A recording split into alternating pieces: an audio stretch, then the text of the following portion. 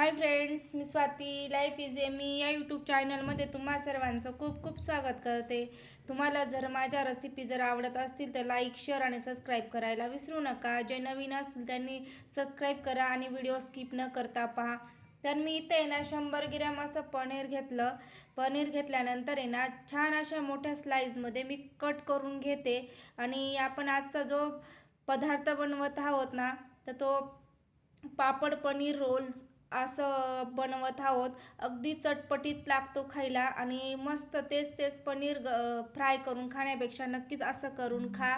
तर आता आपण एका बाउलमध्ये पनीरचे तुकडे टाकून घेतले, चवीपुरते मीठ टाकून घेतलं, लाल तिखट थोडंच टाकलं, त्याच्यानंतर आहे ना हळद टाकून घेतली, गरम मसाला टाकून घेतला, धना पावडर टाकून घेतली आणि मॅगी मसाला टाकून घेतला आणि अर्धा टीस्पून आपण तेल टाकून घेतलं।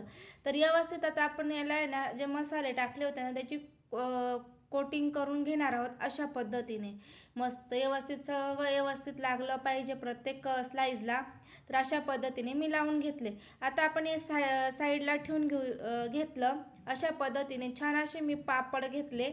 तर पापड घेतले आणि एक प्लेट घेतली मोठी आणि त्याच्यात स्वच्छ असं पाणी घेतलं आणि त्याच्यात ते ना आपण हा पापड कमीत कमी 3 मिनिटासाठी भिजवायचा आहे आणि भिजल्यानंतर तसा साईडला काढायचा आहे।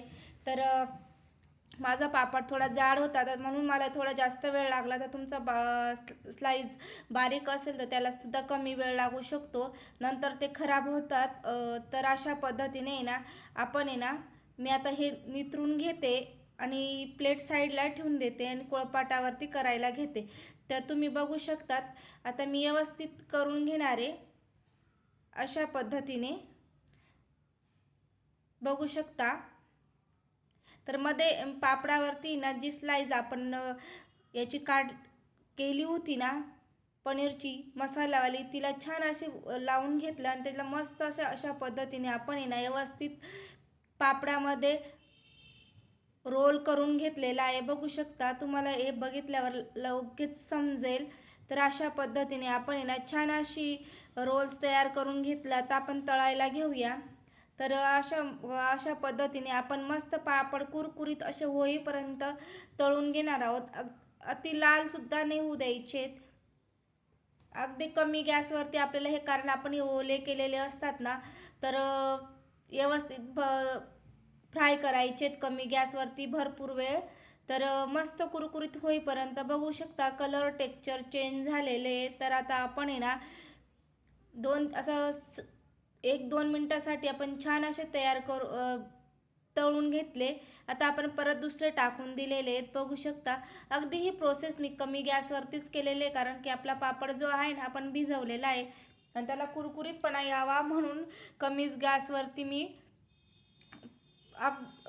तळून घेते। आणि ही रेसिपी तुम्ही अगदी 15 मिनिटात रेडी करू शकतात, कारण मुलांना तेच तेच पदार्थ परत परत जर दिले तर ते सुद्धा कंटाळतात। बघू शकता आता मी याच्यावरती ना मस्त असं आहे ना मॅगी मसाला टाकून घेतला। तुम्ही शेजवान चटणी सोबत किंवा टोमॅटो सूप सोबत सुद्धा खाऊ शकतात।